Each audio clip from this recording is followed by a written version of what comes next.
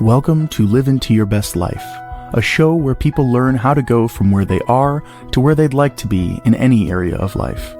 If you're looking for a new job, wanting to improve your relationships, or even reclaim your health, Paulie Skaja will share with you a simple formula that can take you on a journey to begin to live into your best life in all areas of life. Now sit back and begin your journey.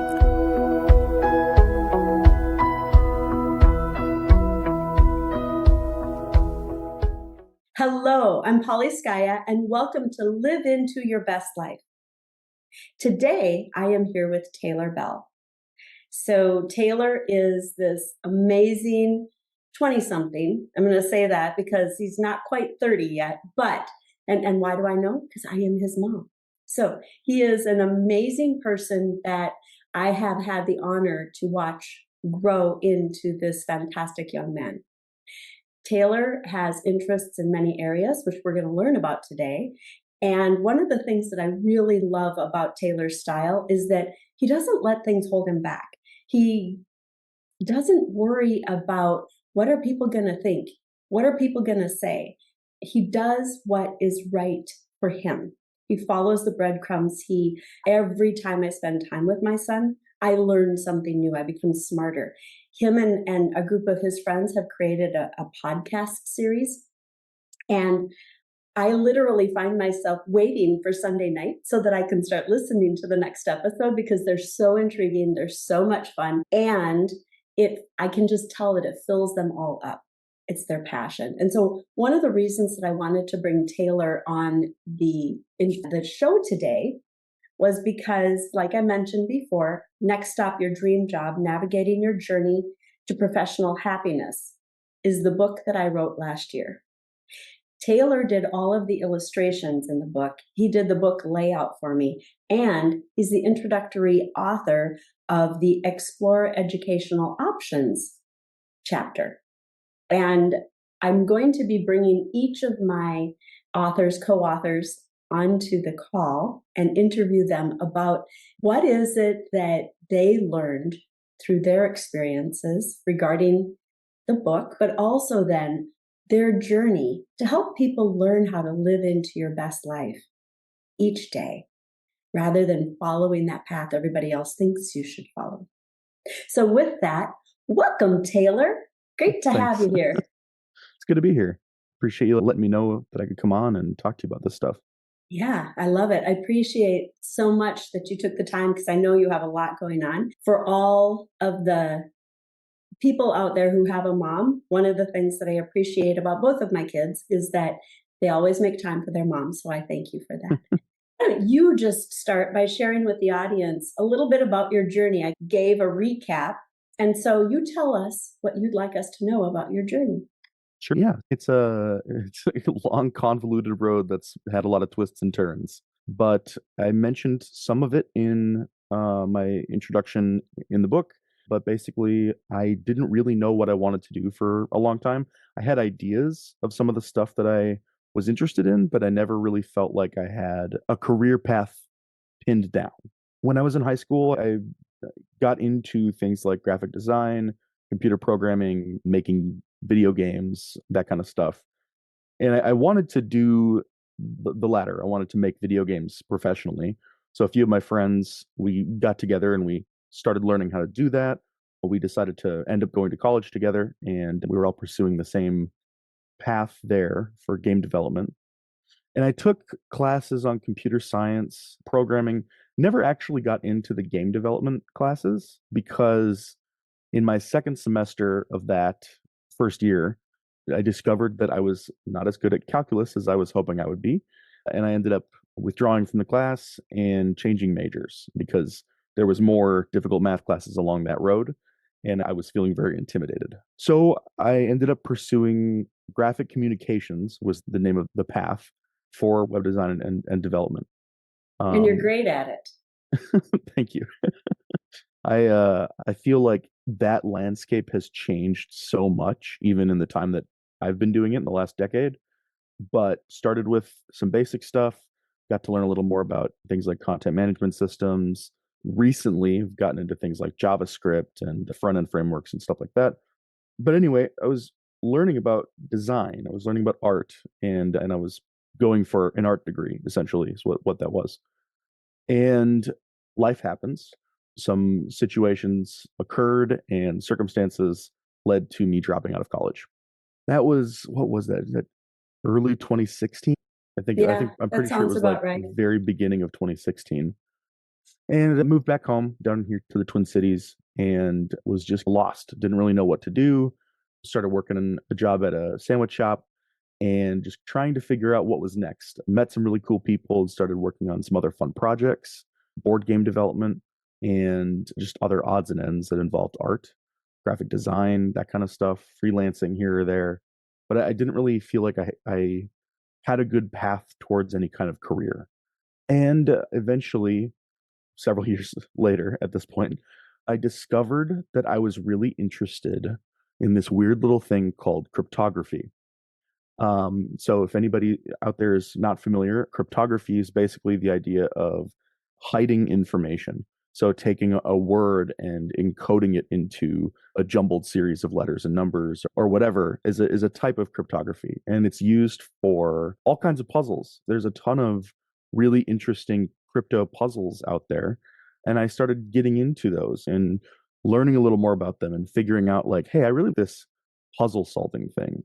I really like the challenge of trying to understand the intricacies of something in order to take it apart, figure out how it works, and then get to the bottom of it. And that led me very quickly, within a couple of days, that led me to the notion. I remember very distinctly. I woke up one day and I remember thinking to myself, I should become a hacker. It was a weird thought.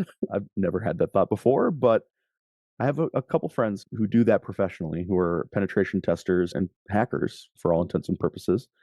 And I looked into it. Is this a thing? This is like a viable thing people do for a living? And it turns out there's a lot of elements of cryptography, elements of puzzle solving, and a lot of stuff that you and I have talked about, stuff that I was interested in when I was a kid. It goes back to puzzle solving, it goes back to taking apart computers, figuring out Mhm. how they work, understanding all the intricacies, the ins and outs, and using that often to build something new, but also just to get to the bottom of it, gain a deeper understanding of it, and solve some problem. And so what I've come to now is this idea of becoming a cybersecurity professional, essentially, and getting into that world because there are so many different layers when it comes to computers and security that it's not Mhm. just one thing. Where like web design, a lot of it focuses really hard on web design, graphic design, same type of thing. There's a lot of layers in there, but when it comes to cybersecurity, you're almost dealing with everything in the world of electronics and computers. I'll spare you all the details, but it's really interesting to me. And so I thought, how can I do this? I want to get there. I don't really know how. And I talked with you about that at the Yep. time, and you introduced me to some people you knew in the industry. And I was able to meet with some folks and ask questions like, what is a good path towards this career? One of the things that I learned that was valuable because at this point, I had gone back to school. I ended up graduating with a degree in philosophy, which is a whole other story. But it's not a degree in computer science. And that's a valuable thing when you're trying to get into a computer field. While your philosophy major may not be a computer science major, right? I would like to tease apart a little bit about Mhm. that because tell people, what does philosophy give you? Why did you choose that path? That's a really hard question. I think similar to the whole puzzle solving thing, philosophy really comes down to analyzing existence in a lot of ways. There's a lot of different aspects to philosophy. There's things like logic, there's epistemology, which is the study of being, of existence. There's morality and ethics. There's different layers, and they all get very complicated. There's been a lot of things said about them over the years, over hundreds of years, by a lot of people. It's an interesting way to try to think deeper about some subject. Yeah. Yeah. And that's why I wanted you to share with the audience what your degree is in and a little about it because it allows you to think about the world differently. Yeah. And I think that's one of the reasons you are so brilliant. I always knew that you were going to go into something with computers. I, we've known that you were like what, 7 or 8 when you wanted your first URL, and I bought Yeah. you a URL, right? Remember that? And so you've always had this drive towards technology. You were 2 years old when you installed your first CD and started playing a game. And I'll never forget that Christmas morning when you came up and said, Santa gave me this Legoland game and I love it. And I'm like, what? Because I had no idea that you knew how to install a game and you were 2 years old. So it's in your DNA. I think that's brilliant. And the philosophy is also in your DNA, just Yeah. wanting to understand things differently. And I think that this is part of why you ask such powerful questions and want to get to the bottom of what's really going on to solve a problem rather than putting a band-aid over it. Yeah. Hmm. Yeah, so I think that's pretty cool. So philosophy, while it might not be the major for what you do in a living, I just want to point out to people that the education, if it's something you enjoyed, mine's organizational leadership. Oh, I happen to love business strategy and leading people and things like that. But if your education is in something you really enjoyed or that helps you, find a way to use that education Yeah. in your next step.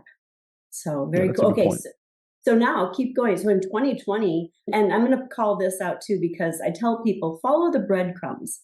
And so in Hmm. 2020, I was consulting for a very large global organization, and I happened to be the coach for the CISO, so the Chief Information Security Officer, and her leadership team Hmm. at that time. And that's how I happened to have people at my disposal. And when you started talking about, hey, I'm interested in this thing, I'm like, ooh, I have people for you to talk to. So Yeah. now continue telling your story. Yeah. Yeah. One of the biggest recommendations I got from the folks I talked to was look into certification paths. There's a lot of ways out there to learn skills and demonstrate. I've learned these skills in a way that a company will appreciate or respect that don't involve a college degree. I think having a degree certainly has been helpful in some ways, as just getting through barriers and whatnot. But I think pursuing certifications has been the most interesting part of this experience for me. Definitely the most intensive because so far I only have one certification, but I am going after a couple others. And the process to getting there was just fascinating. I learned so many things about networking, like computer networking Mhm. and computer security and how operating systems work and all of this wide variety of stuff. And as I was saying this recently to one of my coworkers, the more that I learn about a variety of different computer subjects, the more I understand how interconnected they are, and the more it feeds into the goal of what I'm trying to do with getting into cybersecurity. Because you have to, in this world of cybersecurity and stuff, you have to understand the big picture as well as the finer parts. Nice. But Very yeah, so cool. then I got into a program for not cybersecurity, but for data engineering, which is a type of software engineering that involves creating applications that can take data from one place to another. And went through the training for that and got into a contract position working where I'm at now. And now I've been there for 2 years as a full-time employee. And so I'm not working in cybersecurity yet, but I am still moving towards it. I'm still learning more about it. I've gotten a chance to talk to some people where I work now that are in the security area. And yeah, it's been an interesting path. Now let's talk about how you got into data engineering, right? Because one of the things you and I had talked about was there are companies like I remember years and years ago, your dad got hired by a company and they sent all these recent college grads away for a long period of time to learn how to be consultants and train them all these technical skills. That's not a commonplace situation in this day and age. It was back long ago. But you found an organization that actually has a program like that, a couple of programs, I believe, where they train people in the specific skills, and they have a client on the end who wants those people. And they can Yep. bring you in at a reasonable rate, but you get real practical skills and workplace experience. And then you have the opportunity to become an employee or not. And so I just want to call out that is also a way where instead of the traditional educational path, right? Because your educational path is about as traditional as mine has been. And Yeah, probably. and we've gotten to places that perhaps some people never thought we would, because we haven't followed one path to get to Mhm. one destination. And you also go to conventions, I do. Yeah. and that's Well, a form of education as well. that is true. And networking. Let me touch on the training program a little bit. So it's called Barriers to Entry, and it's run by a company here in Minnesota. They have branches in other parts of the country as well, but it's York Solutions, just to plug that real quick. And yeah, so I had no idea what data engineering was. I had never heard of it, never at all. And it was really funny because I don't think anybody else in the program had heard of it either. And the first day it was like, who knows what data engineering is? And nobody raised their hand. And I'm like, all right, let's teach you about what this is. Nice. But yeah, it was a really interesting experience when coming through. So when I first applied to it and got into the program and stuff, I was working before that. I was working at a warehouse, which was actually one of my favorite jobs just because of how fun it was. But working at a warehouse, just shipping screws from that warehouse down to another one, I would drive the same road every day, drive an hour down south, drop off a bunch of screws, and then head back north. It was very steady. It was a lot of predictability and a lot of time to listen to podcasts or listen to audiobooks or whatever. I was only making so much at this place. And when I got into the B2E program, it was the same amount. It was the same pay that I was getting at the time for the training, which meant that I didn't have to compromise my livelihood in order to get into this training. What I've learned since then is a lot of people are already in jobs where they're making more than that. It was $15 an hour at that time. I don't know if it's different now, but a lot of people are already in the industry or whatever who are getting into this program. And one of the big considerations for them there is I have to take a pay cut or whatever. And then there's people on the other side of that who don't have a job at all. Who there's people who have come over from India, for instance, and they've been living here and haven't worked for a couple of years because of the way that those laws work out. I don't know. Circumstances, yeah. Yeah. And then are ready to get back into the workforce and they're looking for something. And so whatever the pay is better than what they were making. Yeah. Yeah. So it was a really interesting opportunity to be in. Now, I want to call out two things, because you don't just get to register to be part of barriers to entries like you would a school, right? There's an application process, Yep. and you have to actually show your aptitude. And Yep. I'd like to take a mom moment to brag a little about my brilliant son. And you were one of the top performers that they'd seen, right? In your entry test. Yeah. And that led you to an opportunity to, and just for the listeners, my son tends to be very humble, doesn't talk a lot about how amazing he is, so his mom's got to. But one of the things also in the program, you actually became a natural leader. Like, you've always been a leader, but they saw it. And they actually gave you an opportunity, which I believe has helped you there, helped create some opportunities with York, but also have helped you in your day job as well. Yeah.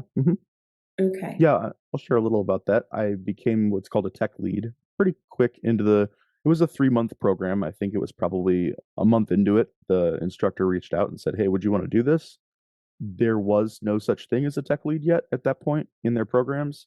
I guess I was like the first one. And then now since then, they've been establishing that and they'll bring people in before the training starts to be a tech lead so that the rest of the students have somebody to help with things like basically what I did was tutoring or assistance to other people who, as they were learning, I worked on some curriculum based stuff because it was the first data engineering cohort they had done. And they were making it up as they went.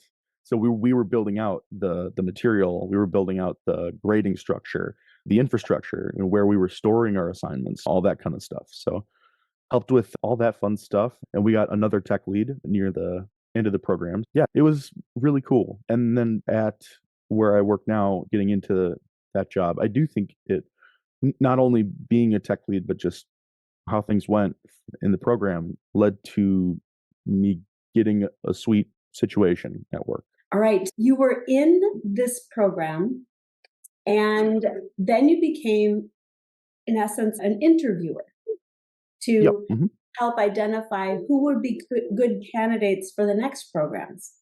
Mhm. And you had a little bit of an awareness and a snafu that happened in the journey. You discovered that people were trying to cheat their way in by using AI. So can you share a little about that? Because I know you're very adept in AI and the various activities that your pictures that you create are amazing and different things I don't like that. So I don't know share about very. share a little about that experience and kind of a warning maybe. Mhm. Yeah. Oh yeah, I would love to. Yeah, so I do technical interviews, the same application process I went through. You build out some programs to submit, and then somebody grades them and interviews you and has you explain them and walk through what is the code doing. And that is the really important thing about the problem here, right? So, what I noticed at first was that some people would basically look up the answers because other applicants or other students had published their answers, and then people would just copy and paste the solution, the program, and turn it in. And it's like, great, it works in most cases, but do you know how it works? Right? Do you know why it works? And then I started to see all these because when that was going on, it was like the same two or three that people were copying and pasting. So I Mm. recognized the code immediately, the same comments, the same formatting structure, all that stuff. And then I noticed a bunch of different ones, but they were all similar, like weirdly close. And there were some interesting tells here or there in the way that it was formatted. And I was looking into it, and one morning I remember I had interviewed somebody who had done one. And again, they didn't understand how the code worked. This was a Mm. repeating theme. Every time I kept seeing one of these, they didn't get it. I would ask them if they found answers online or something, and in most cases they would say no, that they coded it themselves, but they couldn't explain any of it, Mm. even down to very basic things. And on a whim, I thought, what would happen if I threw the challenge description into ChatGPT? What would it do? And lo and behold, it spit out the exact answer, exactly like formatted, just like all these other ones I've been seeing. And it worked, right? Like the code worked. Mhm. And I'm thinking, okay, so people are using AI to generate answers, whole answers out of nothing. And they don't understand how it works because they're just telling a robot to do it. And I have a few problems with this, but it's complicated. And we're getting into a landscape in technology right now where AI or learning machines are coming to a point where they're now very useful. They can be done. A lot of things can be done with them. And I use AI for code generation in my work now. So where is the line? I think that's the important part. And I think what it comes down to is if you're going to use tools like that, or if you're going to Google the answers and steal somebody else's work, Mhm. you have to make sure that you are putting in the time and effort to understand, to learn from what you're doing. Because if you don't, then you haven't gained anything. And if you get into, and this is the really dangerous part, if you get into this program not having learned anything ahead of time, if you cheat your way in, you will not be set up for success. And what I would do as a technical interviewer in that case is fail them and tell them, here's why, and here are some options, here are some suggestions where you can go and what kinds of things you can do to spend some time learning the fundamentals and how you can think about these AI tools in a little bit of a different way. And that is as a means of learning how things work. So what I do, our enterprise now has access to a pretty large scale AI coding assistant. And what I do is I can, in my development environment, I can highlight code and say, tell me what this does. And it will explain all the little elements about what it's doing. And I can understand more about how the code that I'm approaching works because I haven't written all the code that I'm approaching. Sometimes it's written by other people. Mm-hmm. Or I can write my own code or ask it to help me figure out I have a couple options here. Which route should I go, and what are the pros and cons of both? And what are the possible security implications for that solution? Or is there a more efficient way I can do this? And all the while, it is always giving very detailed answers. And so I spend the time to read all the things it says because they're really useful. And I've caught it a couple times in mistakes. That's, I think, also a really important part about this is these machines are not perfect. They're as Yeah, go smart ahead. as the people who have given them the information, right? They can't, at least now, they can't think. They don't have that heart and soul that Hmm. people bring. And so I think what you're talking about here is so important because I see a lot of people promoting AI and learn about AI and all the great ways. And the various ways that AI is being used, we need to be aware of like security purposes, right? Or privacy topics. And then what you're talking about, just using this tool to cheat your way through or get into something.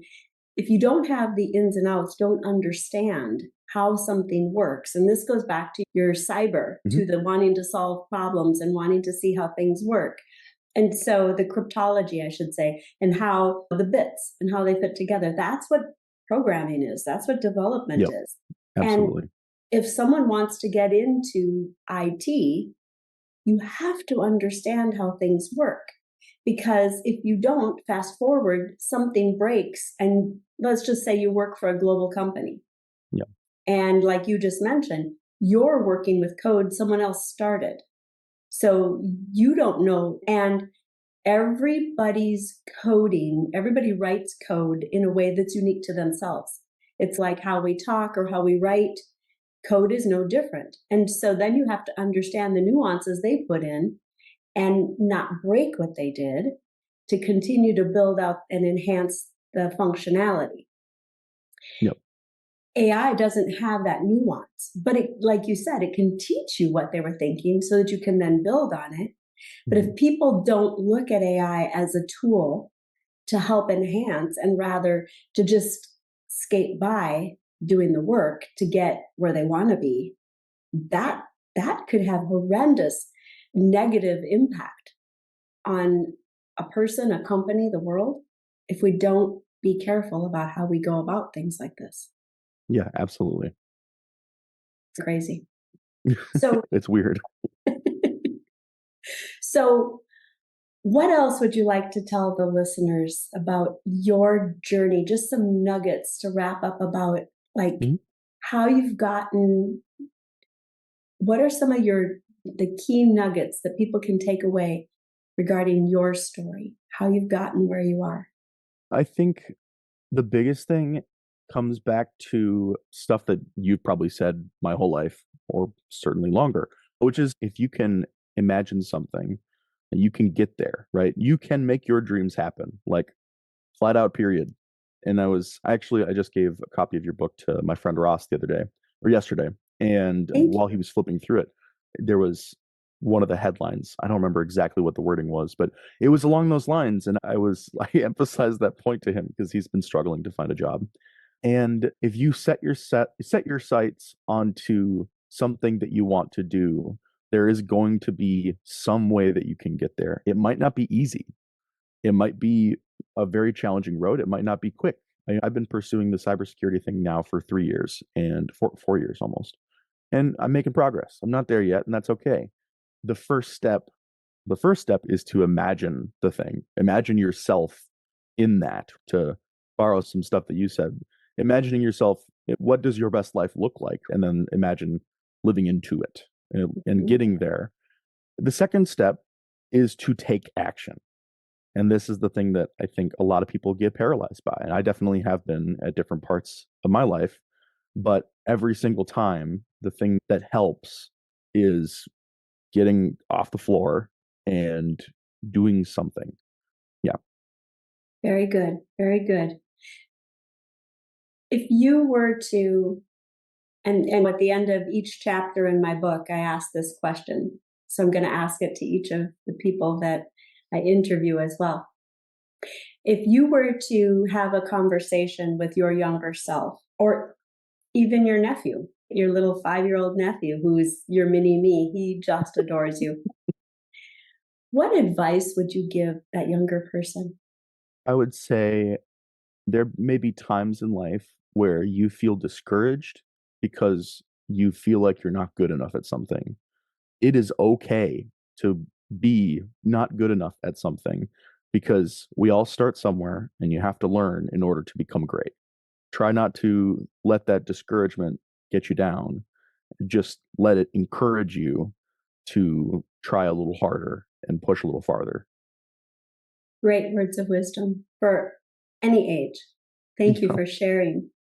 Wonderful. Taylor, it's been an honor to get to have a conversation with you.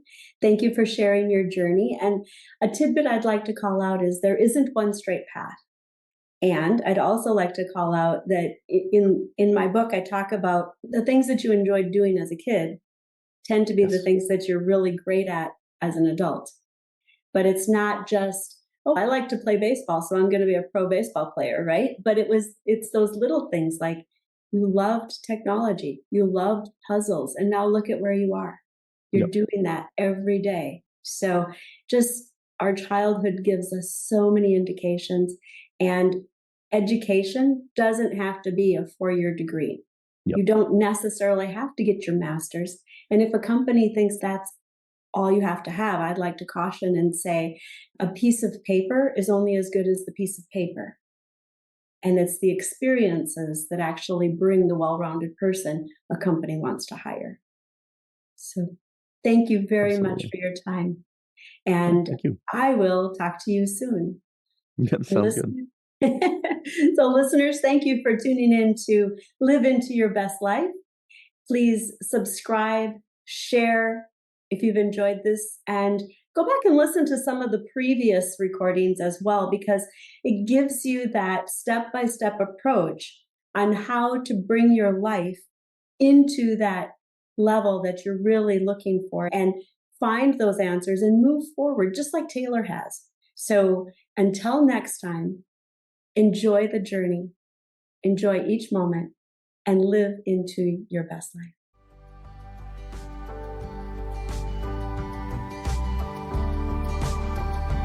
Thank you for listening to Paulie Skaja, your show host for Live Into Your Best Life. Check out the show notes and visit her at paulieskaya.com to learn more and continue your journey. Until next week, enjoy the adventure.